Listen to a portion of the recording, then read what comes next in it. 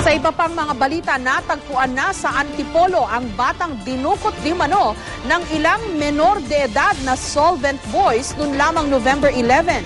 Ilang tanod sa Antipolo ang nakakita sa batang si Barak at minabuting dalhin siya sa bahay Kalinga. Kaagad silang nakipag-ugnayan sa MSWD o Manila Social Welfare Development noong napanood ang balita tungkol sa nawawalang bata. Matatanda ang isang kalaro ng bata ang nagsabing puwersahan itong isinama ng ilang binatilyo. Sa ngayon, naiuwi na si Barak sa kanilang bahay sa Maynila. Paniwala ng mga otoridad, may sindikatong dumudukot sa mga bata para gamitin sa pamamalimos.